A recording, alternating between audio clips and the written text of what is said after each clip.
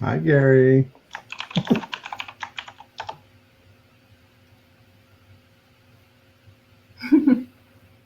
That's cool. You can see the comments. I like that. Exactly. Oh, Clint couldn't make it tonight. Aw, that's too bad. Yeah. FOMO Clint, back in full force.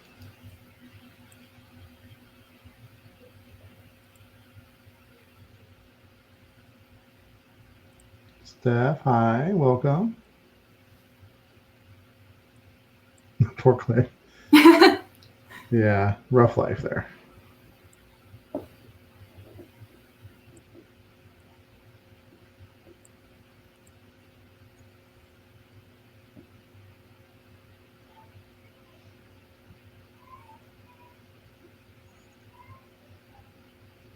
All right.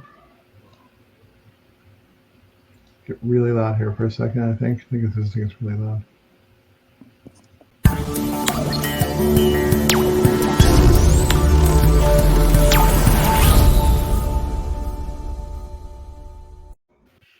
Happy Saturday, everybody. Welcome to Geek Together. We have an awesome show we've been looking forward to for a really long time. Here we have Jamie from Artiq Fox with us. But first, I had to. Clint had better plans. He got stuck on household duties today, which is really important. I always hate to say that because it is his house too, right? I mean, so he had to be a father. That's the way it goes. Robbie is out as well because he's celebrating his wife's birthday. It's Lauren's birthday. So happy birthday, Lauren. That's a good reason. Cute. That is a good reason. I think he chose right. I can imagine that conversation like, well, honey, I'd like to go out for dinner for your birthday or something, but it's my podcast night, so I'm sure that would not go over very well. Sorry, I apologize. I busted up I lost a fight with a wall last night. It's one thing about having kids and waking up in the middle of the night trying to go to the bathroom and tripping on random things you don't know. And so I blame them. Yeah, you should see the wall. Yeah, the wall's just fine. Clint, the wall's just fine. Wall is like, yeah, I ain't moving, bro. Nothing. The funny thing is, like, that was my biggest concern too. I was like, holy crap, my whole life is on Zoom meetings. I hope I'm better by Monday. I don't want to have to explain this to everybody I work with. But oh well. So that's that. So we're really excited. So this is week 3 of our artist series. We've had on two great conversations so far. And as new collectors, artifacts, I think we've been collecting yours. Probably, I want to say, when did your Scorch go on sale? That's the first one I was able to buy. A month ago, about. So about a month. So I'm about a month collector. Awesome. Of your stuff, and so that's when we bought the first one. And so once I got the first figure, I was like, oh, yeah, there you go. Christina has it in her hand. I don't get to keep these things. So Gary too.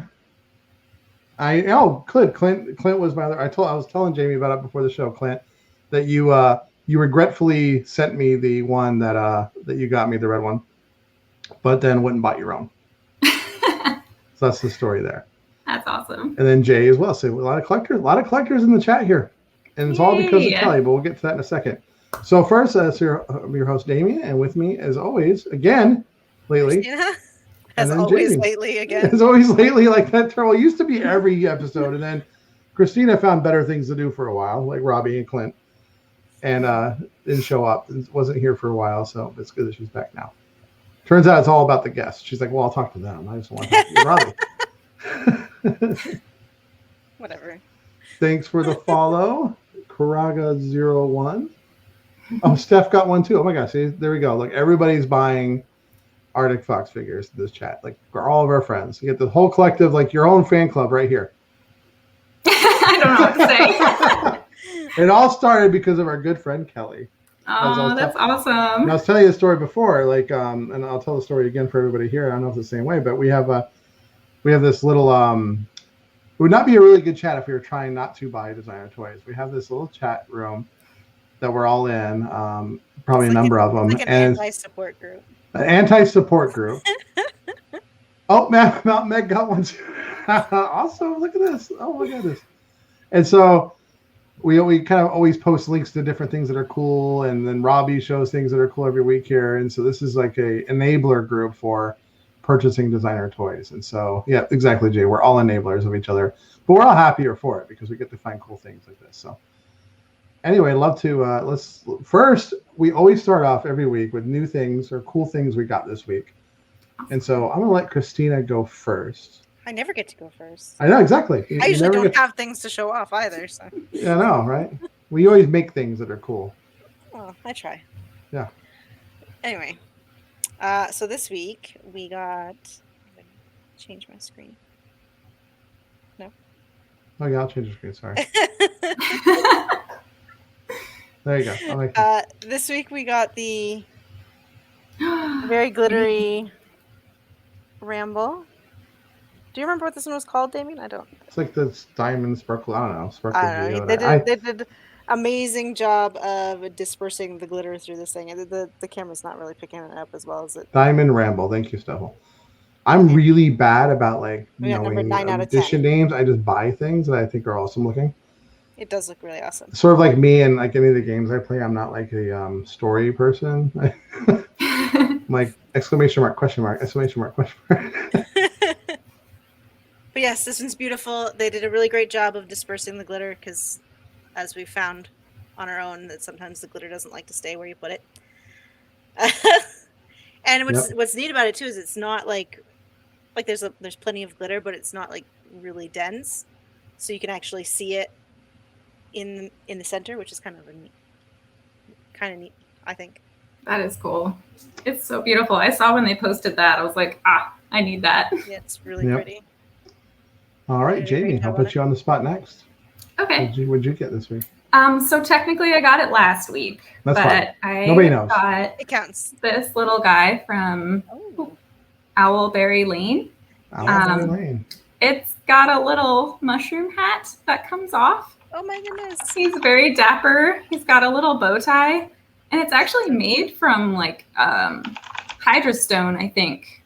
So it's really heavy. And it looks, it's a 1 of 1. But it looks like it's like a fired piece, like you would do in a kiln. Like but a I kiln. think she actually painted it.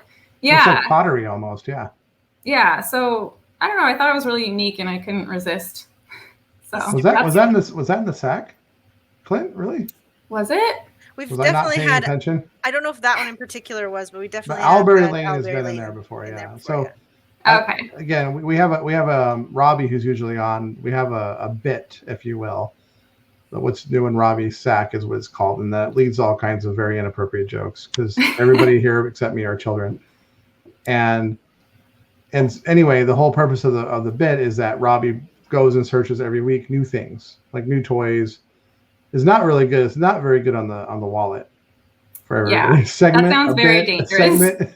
Well, I say, Clint, it is a segment. You're right, but it turns into a bit. So it turns into a joke. I think Owlberry Lane's on. That's really cool looking because it does look like it was like fired in a kiln. Yeah, it's very unique. The way paint is. Yep. Yeah. All right. Some great stuff. Yep. Dave, you're right, Damien. You're not a kid. You're a baby. Thank you, Clint. Thank you. I hope you're enjoying not being on this week. All right, then my turn. So this is what I got this week.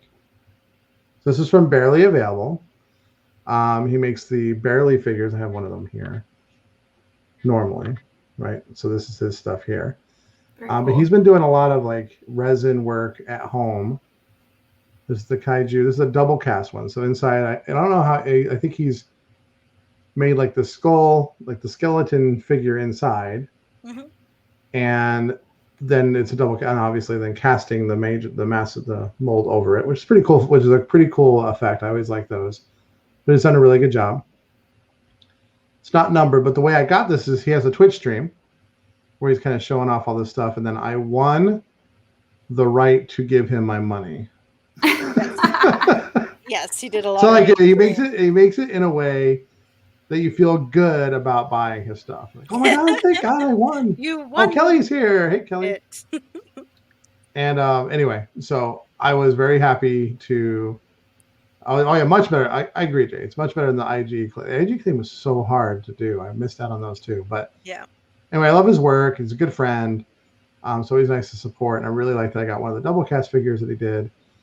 And I got to get a special request for him to make me something. I have an idea.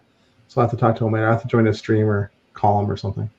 Anyway, that's what I got this week. And I'm really happy with that because it's my first one. The kaiju really cool. I kept missing them. So it did feel like a big win. So anyway, I think they've really been happy pretty to have popular them. since he started. We all got cool stuff this week. Yes. Is it like a frosted? Like, how did you do the finish on there? Yeah, it's very. I just think he's just in like. I think it's just not a shiny mold. It's not a shined up mold. It's a flat mold. So I think if he were to make it shiny, he'd have to shine it up separately. A separate process. So I think he just left it that way. So I think he just left the pool, just the clear resin. And it's just the finish that the mold would give it. That's really a neat effect. It kind of like blurs the inside a little bit. Yeah, it's cool. almost milky. And I don't know, he might have it. I mean, he may have purposely added something to the resin to not be pure white. You know what I mean? Yeah. Maybe to make it the milky effect. I don't know. I didn't get a chance. He'll be, we'll ask him because he'll be on the show in I think 2 weeks. In 2 weeks. I think so. Yeah, he'll be on here in 2 weeks. I'll have to tune into that. I have the. So that's a good question. I'll ask him if he did that or if it just was, Is Bean, and then after that I think is Barely. Great. Next week we have Bean Largent Art on, who does a lot of mold making for people and casting. Yes. So we have Bean on, and then we have Jason Rowe, and then we have Schlo, and then we have Valor and Vellum, and then we have Reese O'Brien. Then we have Vancer and Rombits, and Stefel's going to be on, and Leftover Toys. A lot of people lined up. Big lineup. That's awesome. That's exciting. It's a lot of fun. Yeah, very, very fun. All right, so Jamie, we like to really go all the way back to, and you said you're pretty new to it, but still I want to talk more about how did you get into designing figures, or what was your journey to get where we are now? I guess I can start with that I've always kind of made just things, and my love language, I think, is making things for people. So I like handmade a lot of gifts back in the day. I don't know, I've just always kind of like done little things. But I decided to go to art school, not really knowing what I wanted to major in. I kind of got a hold of a ZBrush class, and then I wasn't able to stop. So something just clicked. Like it just was, I don't know, it was made for me, I think. So I took a bunch of ZBrush classes, and I actually convinced some of my 2D classes to let me concept in 3D.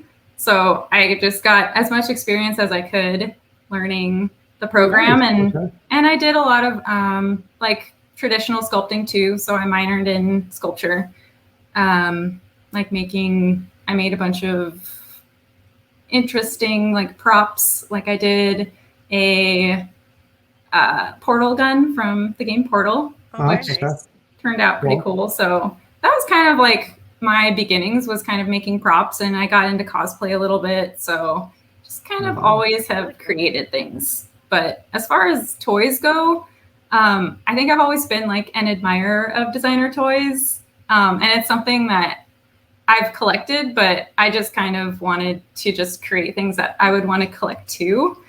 So when the pandemic happened and I had a lot of extra time on my hands. So I was like, I should really come up with like a design that would help me learn a new avenue.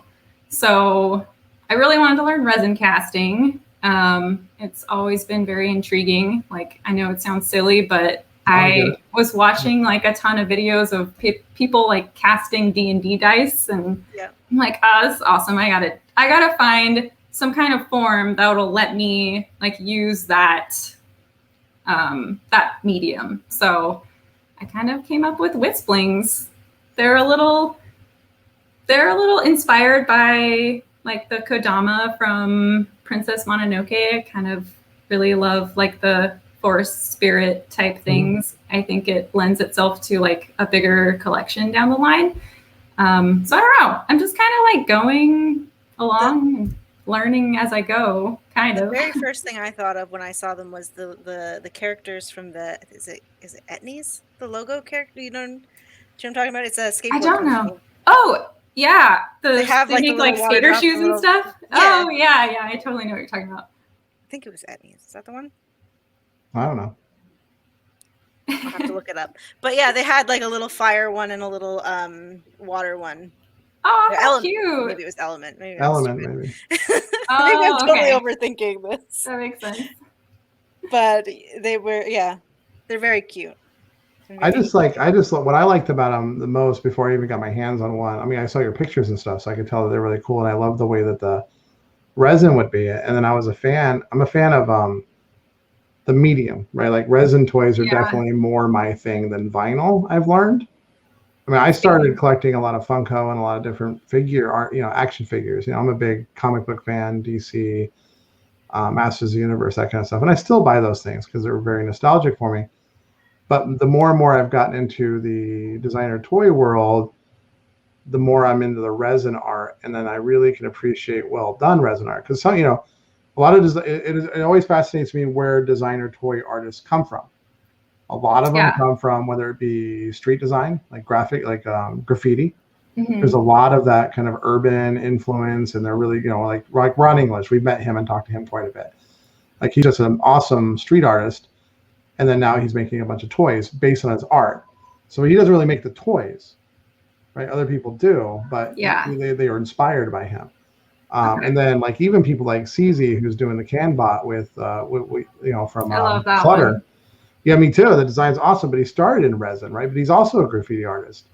Okay. They started, and Quicks, who we've had on the show before too, and Quicks with Tech 63 and everything. So it's like you see that line, but now I've been really fascinated with like, where Christina comes from, like, and the I would say that you have that very, I don't want to say it's like male or aggressive toys, but they're different. Like a Tech 63, which I have a bunch of them back here. I love them, but they're more aggressive. Yeah, there you go. Yeah. She's gonna blink there. She's gonna turn into something, but I love the whistling because I like the softer, probably the same reason why I like Funko in the first place. Mm-hmm. The softer, cutesier type toys. And then to hear your background coming more from the traditional art. It's funny, I kicked myself because in a prior life, I actually ran IT for the company that owned the Art Institute. Oh, wow. Okay. And so I had an opportunity to, take classes and stuff like that. But then I went into culinary stuff instead of art. And I should have done ZBrush because, I love what people can do with that stuff. Yeah. And it's hard to learn it as I've learned. And so anyway, but the whistling, what drawn to me was the technique that you used. And then when I got a hold of one, just how clean it is. Like those that I've been doing the resin stuff for Christina now for a while. Like that's what I've been, because I can't paint anything. I'm not, you don't want me to paint a dahlia, nobody does. And so the, to know, I know the flaws, like the learning, like you should see our graveyard of resin. Man, I should send you pictures of mine as well. And it's all a process because it's like, okay, how do I avoid that? How do I avoid that? How do I avoid that? And as soon as I got a hold of a whistling, I was like, oh my goodness, this is so clean. Like it is. You can barely tell where the pour spout is. You did such a good job, and the way that the colors and the resin and everything go through. So we got to hear a little bit of like, so you talked about going from 3D design in school and then learning resin casting. How was that journey for you? Like learning, like what kind of learnings did you have that pathway? So since I was pretty drawn to it, I just YouTubed everything. Okay. And I guess I was more like hands-on, kind of just experimenting, like you guys said, and just figuring out what worked and didn't work, and learning like different types of like resins and how they like cure at different times, and like knowing how to like speed the process up if you need to or slow the process down. It just kind of, it's trial and error, I guess. Like I actually wish I had like a better answer for that, but I think I have more mistakes than I do actually like perfect pieces. So fair. Yeah, we have a number of poor how did that air bubble get in there? Yeah. That's the one benefit of turning, like using them as a base for painting or whatever, is that I can take miscasts and fix them so that they're not all in the bin. Yeah, I But, had learned to like repair a few things, like Yeah. some bubbles, some chips, but yeah, making the mold for these was a little challenging at first because the tip on the sparkling is just so delicate. Yeah. So if I'm doing Mhm. anything with the glitter or like a flake, like that tip will just break off. So originally I was doing 2-part molds and that worked out fine. And then I switched to cut molds and that's when I started having the issues. So I've kind of gone back and forth. So pulling them out. yeah, so it Yeah, kind of depends on the We had a color. very long conversation. That was our conversation over dinner one night. Once I got the scorch one, I'm like, all right, so this is a 2-part. I'm looking for the seam. Like, is it? I said, although if you put it down, maybe this could be a single, like a cup mold, right? And as long as you had something that was pliable enough to get out, that. So we had that conversation about you. That's how much we appreciated your. Oh man, that's awesome. Well, that's the thing. You can't tell based on like just holding it in your hand. You cannot like there is not a seam because even on cut molds, there's still a seam. Well, I do polish my fingers off, so you can tell. Yeah, definitely could tell. Yeah. I spend a lot of time sanding seam lines. Yeah. And then we learned a lot about working with glitter. We learned like, oh, it's all in the bottom. Yeah, it all sinks. It all sinks. And it's like, okay, especially well then in the pressure pot. And the pressure pot really forces. Then you're like, okay, well then you need to thicken. Then of course that's me. Same thing. I watch so many YouTube videos and different things, and the funny thing, what I think there's a market for is on toy design because most of the videos I watch have nothing to do with toys. It's like jewelry. Agreed. Yeah. And it's not big enough to really have my problems. It's very frustrating. When I was learning, I'm like, there's just not enough content out there, surprisingly, about casting resin toys. Like, maybe that's my new thing. I don't know. Maybe I should start. Yeah, maybe somebody needs to start a video series. Maybe we will as well. You guys should. Because ours is a little bit, because if you look at this is one of ours. I love that. It's gorgeous. And so this one we had so we have a little embedded thing in there. So then I learned like, oh, I could do multiple pours. As long as it's the same color, so that you could do it. That, and I saw a lot of the hints I had for people with glitter was do thin layers a bunch. Okay. You do a layer, put glitter on it, do a layer, put glitter on it, do a layer, put glitter on it, and then you can build it up that way. That was a lot of things I saw. I'm like, well, that seems like that's a lot of work. It's got to be a lot of work. So they have to like cure in between each layer and stuff. Yeah, you have to cure. So I mean, I guess that's when it comes into like you try to find. Well, you wouldn't have to do a full cure. You just have to make it so that it's not. Right, you wouldn't have to. Yeah, you wouldn't have to do. Yeah, that's right. You don't have to do a full cure, but it also depends on the resin you buy, because they all have different cure times. So it's really important to learn, and the temperature you're working with. Right. I've made the mistake of like, okay, well, I want to get this resin warm so it's easier to work with, but then I've made it too warm. And then it cures super fast. And I'm like, oh my God, it's curing as I'm pouring. I've had it cured in like the cup for me, and I'm like, yeah, me too. I was like, terrible. I have like a half Dahlia popsicle going on. And the plastic cup shrivels in because of the heat from the resin. Oh, I've had that too. Yeah. Yeah. If you have a problem, Jay asked, do I use pressure? We use pressure pots. I'm sure you do as well, right? You use a pressure pot? I do. Yeah. Yeah. I almost think I have to. If you don't, you can't get the clarity. No, with the clear stuff, you're always going to have bubbles if you don't use the pressure pot. We've tried. Even with some of our flat molds, we've tried. And no, you always have air bubbles. Like, it is amazing how many little bubbles are in there that you can't see right away when they don't go away. And the only way to get rid of them is the pressure pot. But then you also have to be aware with a pressure pot to have a little bit of an area on the pour spout to have an over pour, because you'll condense it down more than you thought sometimes. It's like, oh, like we've done it before where like if we had and then the feet are gone. Exactly, the feet are gone. In our case, the neck plug for Dahlia is gone. Yep. And you're like, okay, well that's really clear, but I got to build up a neck now.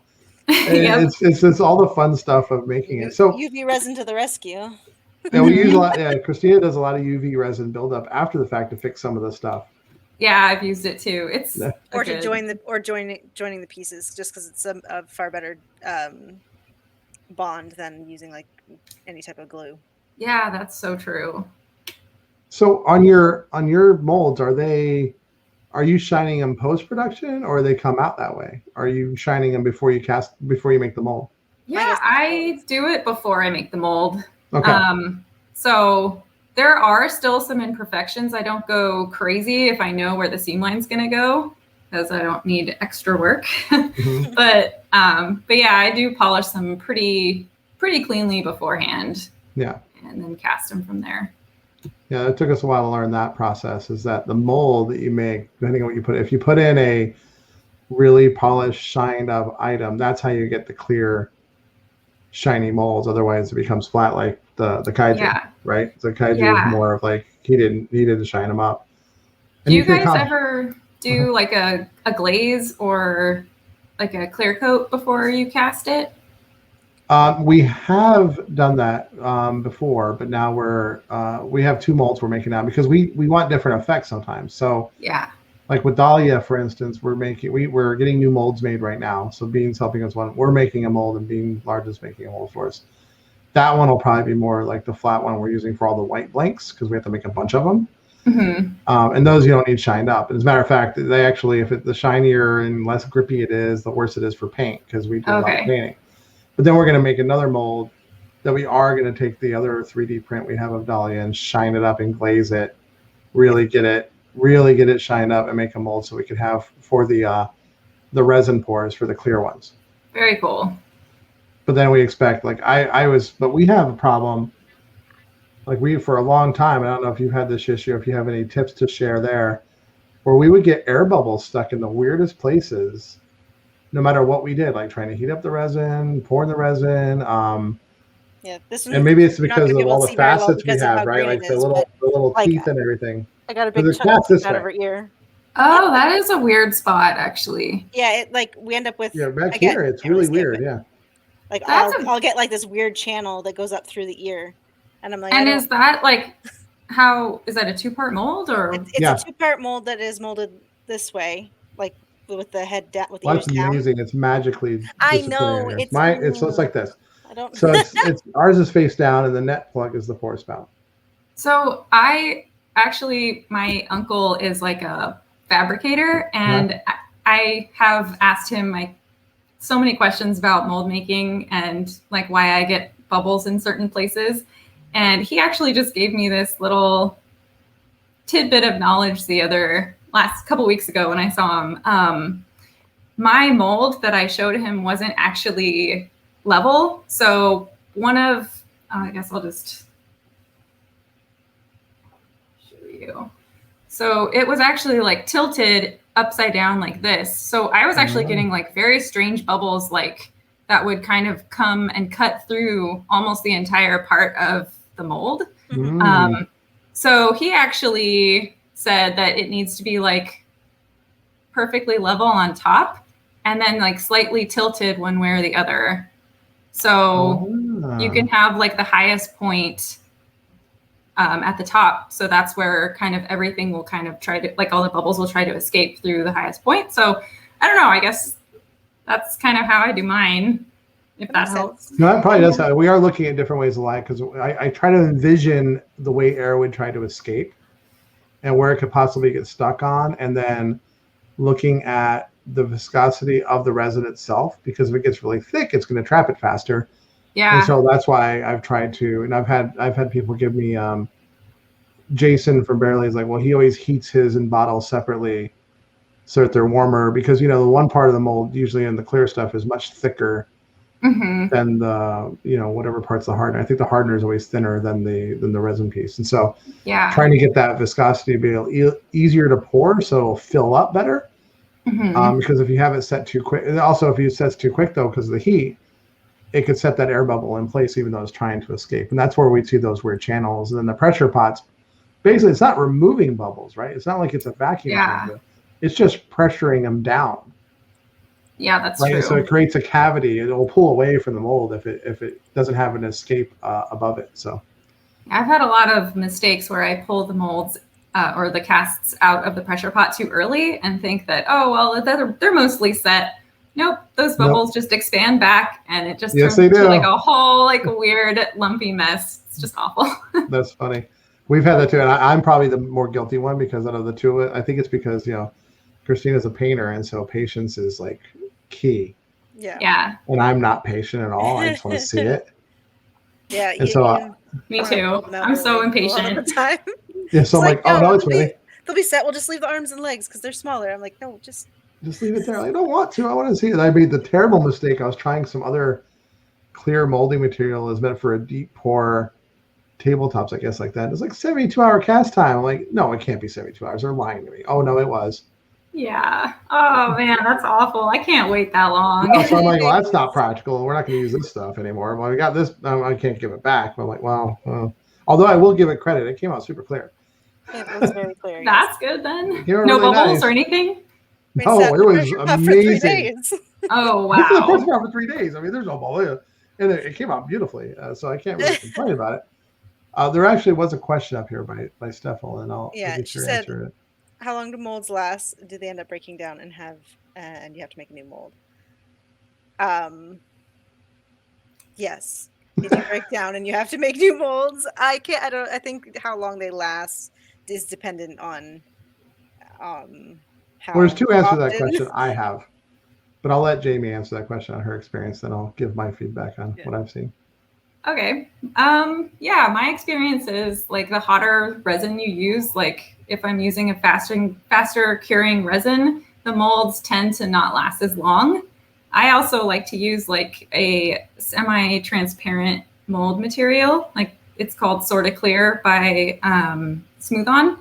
And the more you use it, the less clarity you get. It just starts to turn white over time, which I don't really mind. But if I'm doing like a design like the Scorched Sparklings, I want to see, like, be able to see inside, like how full that part is. Is the mold clear enough for you to see like where the black is and everything in there? For like the first like 7 casts, I can get like clarity through, and then once I get the first 7 casts done, then I move that one on to like something that I'm pretty like familiar with casting, like the OG sparkling color or something. But right, or something that's one solid color or something like that you're not so worried about. Yeah. Yep. So I think I would say I get maybe 20 to 25 pulls per mold. Okay, that's probably about right. And I would say my answer I've learned, well, too bad, Steph, you're getting my answer anyway. She says she can talk to Geek together whenever. I'm here for Jamie's answers. Well, fine. But my experience has also been, depending on the user, like I think we learned, okay, well, so we learned also how you take care of your molds. That's really important. Like I think I didn't do enough mold release early on too, so things it would be rougher to get out. Okay. And I think over time, and then I noticed that the molds that we were using the Smooth On stuff that's more the green color. Oh, okay. Yeah. For one side, like the teal color. Yeah, the teal color ones. Yeah, and then we do have more of a white. The dragon. It's not translucent, like a dragon skin type thing from a different company, but it's very like stretchy, and so you could abuse it to get like, so if you want to do more of a cup mold or something like that, you can really stretch as long as it's thin enough. You can abuse it. It seems more. But if you don't use enough mold release on certain things, and then I also learned that on the white ones, you can't use too much mold release because then paint won't adhere. Oh no. Yeah, that's a problem. So then it just gets stuck inside the mold and you can't pull it out? Or No. You can use baby powder. Oh, okay. In the mold, on the white molds. So you have to learn different things. But if you don't use enough or don't have it in a spot, it can get stuck in the mold, and you have to pry it away a little bit more. So it'll start to break down more at the pore spouts areas. Yeah. And once they start breaking down a little bit, they can usually still be used for the solid cast ones, because again, the clarity isn't an issue. I'm going to be painting them, so yeah, it just means there's a little bit more prep work of having to smooth out where the lumps and bumps are. But But yes, they do. They definitely, especially if you're looking for something that's clear, they will wear out rather quickly. Yeah, and your work with things, I mean, it's so dependent on it being clear and perfect and the resin and everything like that, where if we're just casting a white dahlia to be painted for a release, that she could fill it with putty if she needs to. It's just more work. Yeah. So you try to avoid that, but the clear ones, you can't get away with that, especially when you're doing color matching. Mm-hmm. Like I can only imagine if you had an air bubble, you're trying to fix a release. Like I've done things that we've had a release so bad that I put it back in the mold as long as I do the same color I can get. Yeah. fill in So the area, put it back in. if I know I'm going to be doing something that I'll need to like touch up later, and I'm doing a color, like a color match, I will do the color in one part of the resin first before I mix it. And then I'll save it and put it aside because I'm like, okay, that one had the perfect amount of red in it. I don't want to touch it. So I'll like intentionally leave a little extra in that one if I know I'm going to need it later. And then not hear that one at all. Idea. That's a great idea. Yeah, we have like these little recipe cards for the different colorways when we're trying it out. Like as we're trying and we're putting like the different drops, how many drops we're counting out, or if we're using mica powder or whatever we're using, we try to keep those recipe cards, and I try to measure it out by like per ounce. Yeah. So that I know that if I'm going to make, and I know That's exactly smart. how many. I don't do that. So I know how many ounces a dahlia takes. So I know that in order, if I'm going to make an 8-ounce pour, that this is how many drops I use for 8 ounces. So then I need to divide that down. This is what I would need if I was to replicate it in a smaller amount, because usually fixing multiple pours, if I'm doing multiple pours, for instance, and so I know, and so I've wasted resin that way too, because the way it is, like, okay, well, I have to do at least an ounce or an even number because the drops are so concentrated that I can't do half a drop. Mm-hmm. And so that's what I've done is like, how do you to get those color matching going forward, because it's on the clear ones you can't get away with just painting them and stuff like that, but or even you can't patch them with a different color. It's very obvious. No. Yeah, the clear ones are the worst. If they need any type of touch up, sometimes I'll actually just do a little touch up of just regular resin that takes forever to cure. If like there's a little air bubble at the bottom that I need to fill, I'll just wait. Okay, another 12 hours, because that one's not going to be able to get sanded anytime soon. But yeah, but it's worth it to get the clarity in there. Yep, for sure. Definitely. It's also complex. It's really you should see the mess we have when we're doing this stuff. That's such a mess. In the sand, like Christina's is like covered in powder. Yeah. Yeah, when I'm having a sanding day, oh, it's rough. Yeah. It's everywhere. So, recently to kind of shift back to your releases. So you've been releasing it, and I like the way that you've done the colorway, like the scorchling is the scorched whistling and stuff like that. As multiple releases, like you've been very upfront about, like, hey, I'm releasing 10, but don't worry, I'm gonna make another run of it. Do you feel like you'll cap that over time? I mean, are you like, okay, this will be our third release, or are you gonna make a few of them like open release always? Yeah, I'm still kind of just feeling out the community. Like, I'm trying to see what people are kind of gravitating towards most of. So far, I guess I'm really lucky that I can't keep up with it yet, but I think for my own sanity, I can realistically do about 20 each drop, or else I will probably die. It's a lot of work. Yeah. It's a lot of work. But I think making about 40 of each color, I'm not sick of them yet. So when I get to about 40, I'm just kind of over it, and I really want to experiment and try new things. Yeah. So that's kind of what I've been doing the last few months, is just, okay, I'm just going to make 40. Maybe I'll revisit the scorched in another like release. I'll do like a mini drop at some point, but just 40 is about my mental limit. It's a lot. I mean, it's a lot of work too. I mean, so, those that are used to buying, I've seen a lot of people that are used to buying the manufactured toys, $20, $10, $15, whatever. Yeah. And then you go into these designer toys and they're so much more expensive, but people don't realize, like, per item, how much work you put into making each one. I mean, what you're just saying, you're sanding your fingers off. Yeah. I mean, the amount of work you're getting on these toys, like every single part of it's made by hand. You're sculpting first off, right? You made the sculpt. Mm-hmm. Imagine you're probably, so it sounds to me like you're a one-stop shop, but you're 3D printing as well. You're 3D printing I am. I'm doing it all. Yep. You're 3D printing it, and then you're sanding it, and then you're getting those. And by the way, to get a 3D print ready for molding is a lot of work. It is a lot. Yes. Doesn't matter how good your 3D printer is. Yeah. It's a lot of work. And then if you think sanding the finished product is a lot, try sanding a 3D print. It takes a long time. Yeah, Christina's over there with like Bondo on it, like Bondo Oh, and yep. sliding, yep, and then shining it up, right, getting it to the where polishing it, Yeah. making the molds. Molds break down, as you pointed out. Getting the resin right, all the resin that didn't make it to get to that one. Yeah. Yep. And then I have a little motto that I only like to sell things that I would want to keep for myself. Yeah. So just a lot of them just kind of get stuffed in a little corner in my little garage studio. So That's exactly the way I am too. I don't really. We have given away to some of our friends or whatever. Yeah. Some of the ones that aren't ones that I would sell, but I know that they're in hands of people that love them anyway. That's such a good idea. So there's ones that I've had to repair, and they're not up to what I would charge people for. But I know. Yeah. Yeah. Yeah.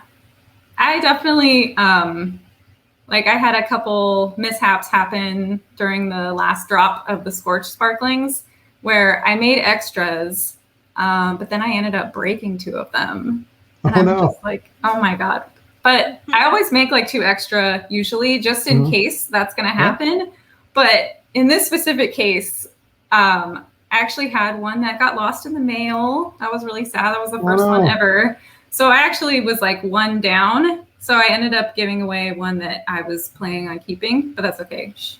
But I ended up keeping the broken ones because they weren't that bad, but I think I have one. I actually was able to repair the tip off of this one somehow. Oop, there it is. You actually can't really tell, but I can't sell it because it might break in transit since it was already kind of broken. So I guess I kind of just end up keeping the broken ones for myself. Here you go. This is Mountain Man. This is exactly what I'd expect from this group here. We will always take the special little uniques. Oh, really? Okay. We did that. We did that on our show recently where we had, because we've been making, to test resin out, instead of doing a full pour of a dahlia, we do these little face plates. We'll use the front part of the mold. So just the front part. Awesome. Okay. And we'd have like little accidents, little this, they're not quite finished. And so we had a little contest on the show. So we gave away to listeners on the show some of those if they wanted them. And we were like, that's super cute. Like fair warning, they may not be perfect. They're not going to be perfect. But of course, in our way, Christina's like, oh, Meg's getting one, okay, and she made a rainbow on it, and like it's like for this, she's like polishing it up, so they got a little bit better than they probably would have. Than advertised. Than advertised. How cute. Yeah. So, I like those. They're fun. Yeah, the black and red one. Yeah. I want to make ornaments out of these. I think it would be kind of cool. That's a great idea. Yeah. That one kind of reminds me of a little pumpkin, but with the color.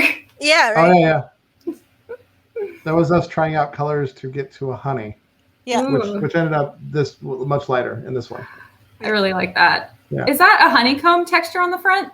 No, that's a honeycomb charm embedded in the body. How did you suspend that in there? Multiple pours. Okay, so that was the color matching. So I poured half of it because a 2-part mold. So on the flat part of the mold, then when it got tacky and real thick, I embedded the charm, put the mold together, and then poured it over. Poured the rest, yeah. Okay, that's otherwise it would. Otherwise, if you put it right in the pressure pot when the resin's all thick and everything, who knows where it end up? Yeah, I've seen people I haven't put anything in mine yet, so I'm very curious about it. Yeah, I've seen people try to do double cast with like skulls in it, trying to be cool, like with their and like the skull's like sideways, ends up poking out the top, like wherever the pressure is going to take it in the pot, you don't know. Yeah, and we've had like glitter where it's heavier than that's the hardest part for us to learn is like, okay, because we have a really hard time with our mold because we've already had we have to make it thinner so we don't get as many air bubbles. But then it's like, well, if we want to do glitter through the whole thing, it has to be thicker. That's what they tell you to do, get it really thick in order to suspend it. And Dahlia has really, really thin little delicate arms and tail. Yeah, that sounds like a nightmare. Well, it's not going to work. So anyway, we've come up with a way lately that's been working pretty well though. So we just did one as a giveaway that I think worked really well. And so that's my job. I get to play with that, which is a lot of fun. It's fun. I love the resin stuff. Like I can't We discovered I'm allergic to the white resin, so I can't do it. Yeah. I end up with like massive breakouts down my arms whenever Oh, no. the slightest come in contact with it. Like I think I'm wearing gloves and everything's good. The next day, it's awful. Oh my gosh. So- How did you discover that if it happens the next day? That's horrible. Yeah, it was rough the first time. Yeah, it was no sleep for like a week. 'cause We my found arms out were the first time we made them, and then it's like, well, I guess Damien's definitely doing these. So now I'm Yep. so Damien's now on I resin duty. so I have like a little assembly line where I'm like, pour an hour, go to meetings, come out, take it out, because the white ones they set in an hour. Oh, Yeah. that's pretty fast. So it's That's nice. yeah, they're really fast. It's the clear ones take much longer. Yeah. And Even that's the ones fastest- that you will do for customs and stuff. The white. Yeah, we've done full releases. So we'll do like 15 or so of the white ones, and then I'll just paint them all basically the same. Okay.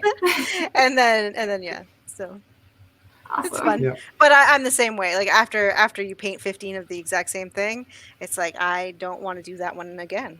Yep. I'm kind of over it.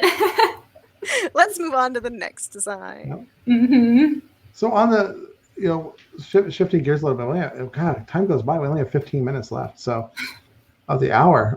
So there's so many questions I have now on the other side of it. So you set up your shop online, and recently, I know you had a few releases in the past that probably went a little bit smoother, but now that everybody in the world's seeing these and they're getting out there and shared and everything like that, I mean, I think the last sellout on the Scorched one it was seconds, right? I mean, it couldn't have been.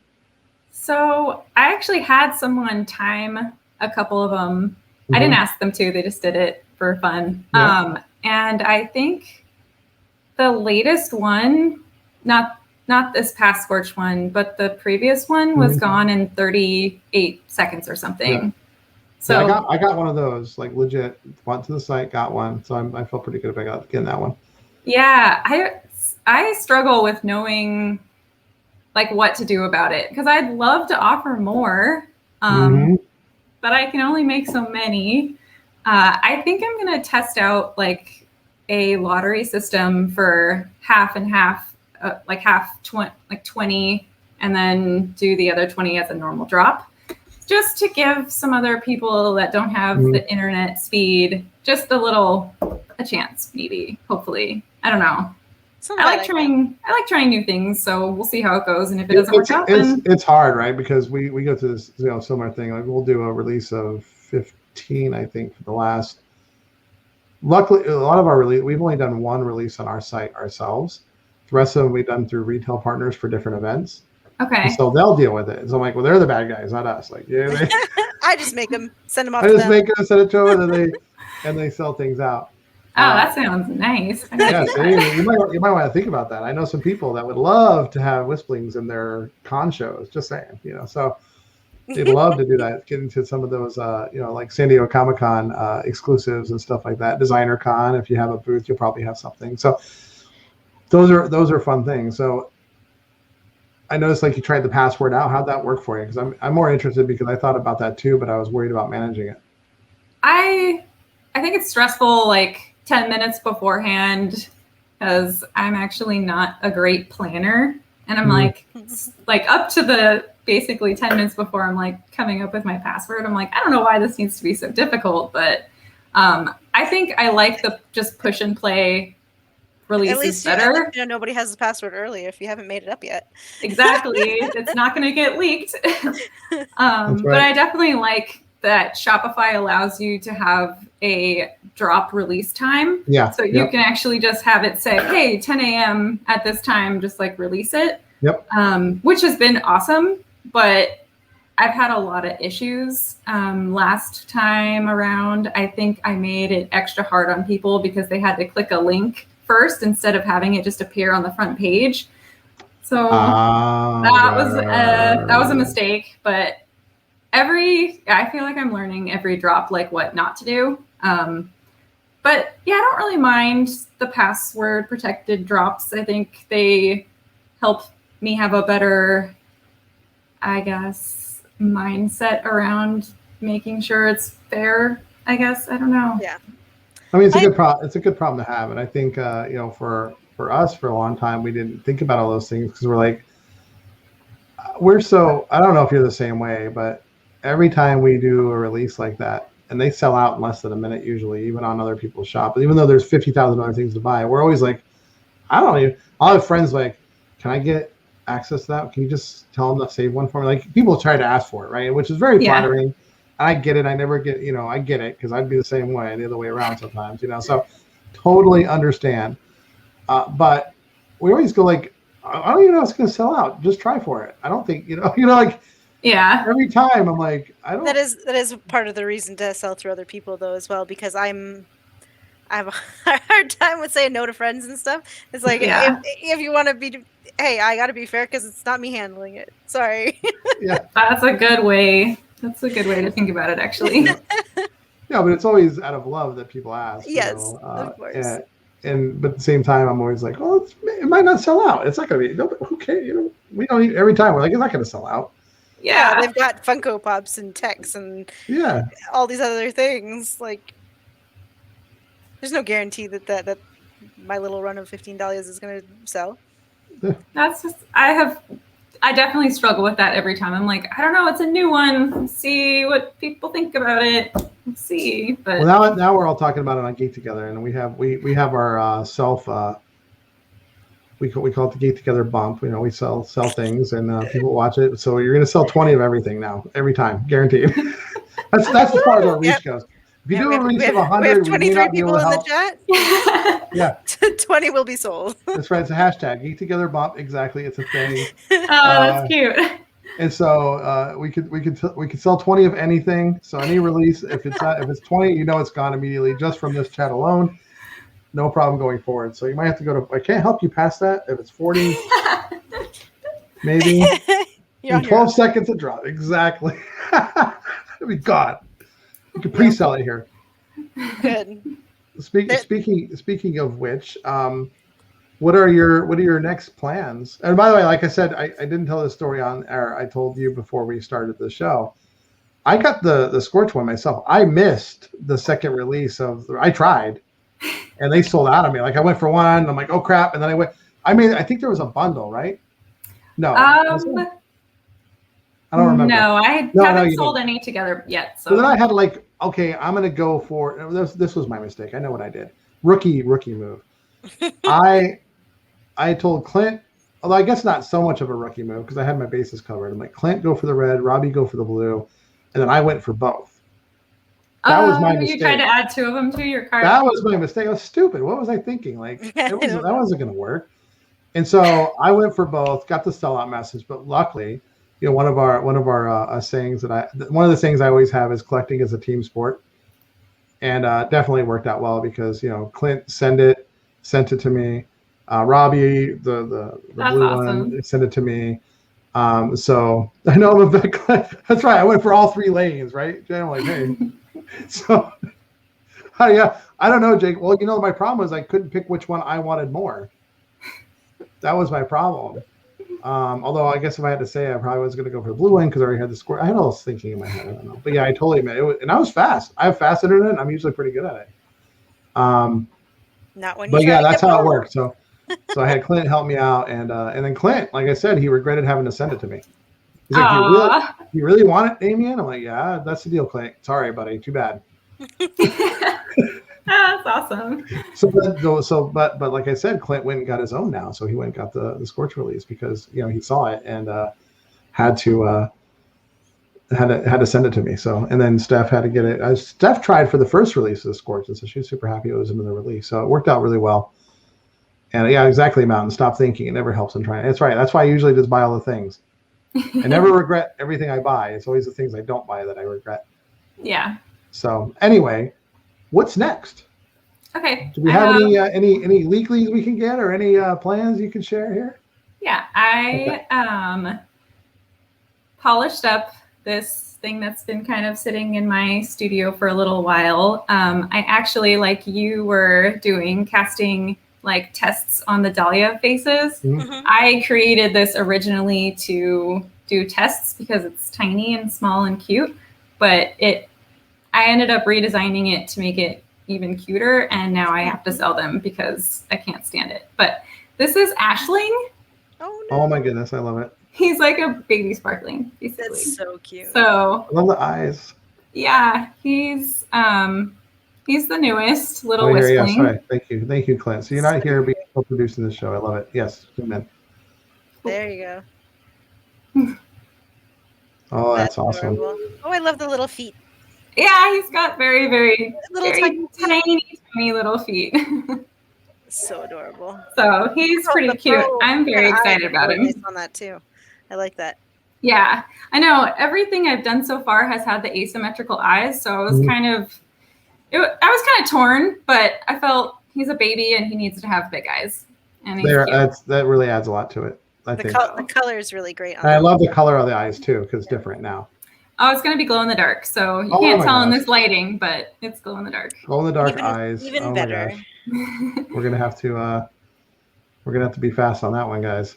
Yep. Hopefully I can make a little bit more than 40 of these. Well, I think you'll have no problem selling them. That's for sure. Yeah.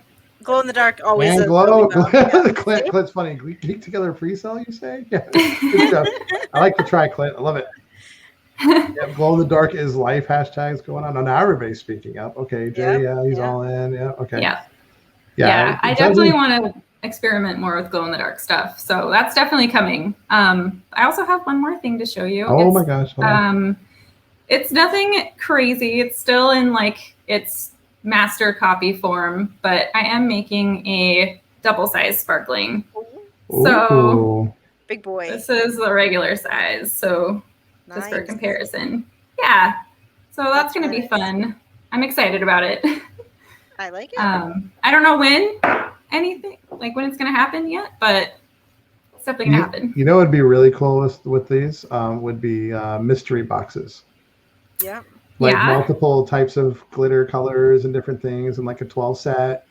That would be Gary would hate it. He would buy all of them. He would buy all of them, but it would be that awesome. Would also make it easier, like if you just did X number of each kind and then box them all up and then you get what you get. A blind box kind of. Yep. Yeah. Like, sorry, you guys can go trade if you needed a different color, but yeah. But then the collectors will complain. They're like, well, I want every color. Well, they'll have to figure that out. No. They're not going to complain. The real collectors will have to work at it. That's what will happen. Exactly. I mean, I'm speaking from experience. Like, I'd want every color, but I don't know. I would too. That's part of the fun of mystery. It is. Right? Yeah, definitely. I will probably do that. Gary says, bye-bye wallet. And then Clint says double cast the OG in the biggie. Ooh, yes. I have thought about that. And Clint's had his big double cast kick lately. Yes. I'm going to definitely start experimenting with double cast now that I have a big one. Yeah. This is going to be awesome. They're beautiful. I love your work. Thank you. And those of you that haven't had a chance to get one yet, you should get one the next time you get a chance to. I hate saying just go get one. It's not that easy, I know. But the next release, be ready for it. But not too fast. Wait until I tell you I got mine. And then go ahead. Wait for the second drop. Wait for the second drop. Stop being greedy, everybody. An Ashling will be mine, Holy Bush of Fire says. Hey, Manny, thanks for stopping by. Oh, there we go. Jay asked a good question. Any chance for stickers or shirts? I did see your reflective logo. Yeah. There. That one's pretty. Yeah, I saw that in the last release you said. That was just for that last release, right? That you sent those out? Well, I'm gonna start putting them in all the orders. Right, okay. I haven't thought about selling them on my site or anything, just because I don't know why people would want to pay shipping on a little sticker. But you never know. You would be surprised. I have a tendency of doing the same thing. We have a bunch of different stickers that we I don't know. and I usually just stick a random one in each of the boxes. Okay. But you would be surprised. People will buy them. This is such good learning tips for me. I need to know everything. We have a friend Sully that I think that's all he does is make stickers. Yeah. Really? Okay. Tons of stickers over and over and over. He designs them all, take them all. And it's funny, every time he puts them up, they sell. Yeah. Pins would be good, enamel pins. Yeah, that's a good idea, Steph. See, yeah. I've been slowly designing stuff. I really feel like the 2D design stuff is definitely not what I am passionate about. So it's a lot harder for me to get my mind around it. So Mhm. definitely when I have to sit down and like design my business card or something, which I literally just did like last week. I know it's funny. I haven't had one yet, but we don't have one. but it is so it's tedious for me. I'd rather be sculpting or resin casting or something, but I still need to do it. But yeah, resin or enamel pins is something I've definitely been thinking about. So we'll see. Yeah, I love pins. You know, and I think they would be a good format for pins because it's easy transferable to a 2D design. The problem is I'm gonna want it to be like sparkly, and I've done some research on like cost, and I feel like the glow in the dark, the sparkle stuff is always like way more expensive than just like the plain enamels. Right. So we'll just have to see. I'll have to price it out. People, you know, people that know, and they know it costs extra money for those types of things, and so I don't think that'd be a problem either. Like, but you sound just like us, where it's like we think about making those things, but then we're like, I know a lot of the people that collect it. I don't want to feel like I'm taking advantage of putting more and more stuff out there, making people feel obliged to buy or grow. Jane Coke says he'll be ready. What's so that? Jane Coke says he'll be ready. But then that's what I hear all the time. Like I remember for a long time, like people were like, "Hey, just let us know when the drop's gonna happen." I'm like, you know, I'm like, "Oh, guys, I don't want to take it. Like, I really appreciate our friends, like, but I don't want to feel like you're buying, like, you know, like I'm pushing it on you, or you feel like, hey, it's our choice." Exactly. I feel the same. Jeffrey Q has had a pin for over a year and still hasn't sold it. That is true. We do. But to be fair, God, you have. I lost the box when we were. We don't know where they are. It's still packed somewhere. I don't know where it is. They're in the house somewhere. They're in the garage, I believe, somewhere in a box that just got thrown in, and we were meant to put them up for the. Oh my gosh! Before we had them made and everything. So at this point, it just have backer cards made, and that's the only thing that we were waiting on. And then we packed up the house and moved, and I don't know what box they're in. Oh no! It's like the story of the lost pin, and we had like a few of them that we had on the side because we had them out on our pin boards and stuff like that. But yeah, and they were hard enamel pins too. We didn't go with the soft enamel, so they're really nice pins. Really You'll have to give me some tips maybe on like what you did with the design process and stuff for those. Yeah, definitely. And actually, we have somebody, Priscilla from Valor and Vellum. I don't know if you know her. Oh yeah. She's going to be on in a few weeks, and that's her thing, pins. Really? Okay. That is her, and she now has made the Sune, the figure. Like she's getting into designer toys as well, and she just had her first release for a new figure. That one is very cute. I love that. It's very cute. Yeah. So we're going to talk about that. But prior to that, that's what she did. As a matter of fact, last year during San Diego Comic-Con, she did a stream all about pins with a couple pin partners, the process of making them, the pricing them, how they get them done. Yeah, she knows pin business like nobody's business. So we're going to talk about that quite a bit. Awesome. Cool. Yeah, so that's person that that's exactly where I would go to ask about getting pins made. As a matter of fact, we have asked her recently. Okay. That's awesome. Well, spoiler there. We might, we asked about Priscilla about something special for us, but and learning there, because I mean, if I was going to go to pins, that's the first person I would ask. Yeah. Okay, cool. Yep. That's a good tip. So absolutely. Well, I'm trying to see if usually this time we're at the hour. Usually STS guys are. Usually Clint's here and he could tell us, well, he's sort of here. I don't see them being live yet, but. No, I don't see them live either.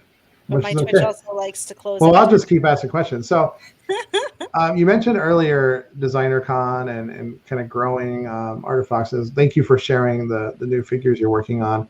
Have you thought about, they might not be going live tonight. Okay, well, we'll check for a little bit and then we'll end. It's fine. We'll find somebody else. There's definitely a lot of friends streaming right now. So have you thought about, with the different cons coming on, doing like event exclusives? I have. Yeah, I have a lot of ideas for things. So if I ever do show, hopefully at a convention, I will definitely have like an exclusive thing. I know that's going to be very sad for the people that can't go. So I'll probably do like maybe like a lottery the week of for like a round of 10 or something, and then do ones that you can exclusively get also. That would be cool. I know we'd be interested in that. So anyway, they STS did. Larry, not that he would know. Apparently, they just went live. STS, he's one of the hosts of STS guys, actually, so he would know. We'll go right over there. Thank you so much, Jamie. It's nice to meet you. Yeah, it's so good to meet you guys too, and I feel very honored to be on your show and to have been asked to be here. It's my first interview, so I'm like Oh, Very nice. thankful. Very thankful. So we're Thanks happy. for coming. We'll have to have you back later as you develop more things. If you build more things, we'd love to talk to you. And then I'm looking forward to if you're going to be a design. If you don't mind, where are you located?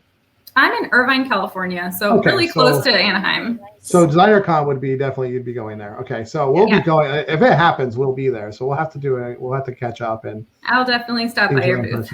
Yeah, we will definitely have one this year, and I know I'm sure Barely will be there. I'm sure I know Vancer Toys will be there. It'll be awesome to have all these people we're talking to all the time. Definitely do a big get together or something like that. Oh, I'd be so excited. It'd be so much fun. Well, thanks a lot for coming by and taking your time. Love your work. We're big fans. So just as honored as you are to be here, trust me, the feeling is mutual. We're really honored you took your time, and we love your work and can't wait to see what happens in the future. So we're gonna go ahead and raid. I'll be hoarding more of these little cuties. Yes, we will be all over it. And fighting with my 5-year-old to keep them. Like I said, every time she sees it, she's like, "Oh my god, cuteness overload!" That's literally what she said. That's so sweet. All right, we're gonna go ahead and raid STS guys. I think we did. Maybe Trent did it for me. Yeah, it looks like he did. Yep. Are we over there? Nope, not yet. Not yet? Nope. Well, thanks everyone for hanging out again. Thank you for joining us again. A reminder, next Saturday, we have Bean Largent, who is the mold making expert that I know. Like she makes molds for leftover toys, Barely. Okay, we gotta say bye. We're leaving. Bye. Come back next week, Saturday. Thank you all for joining. Bye. Bye. Bye.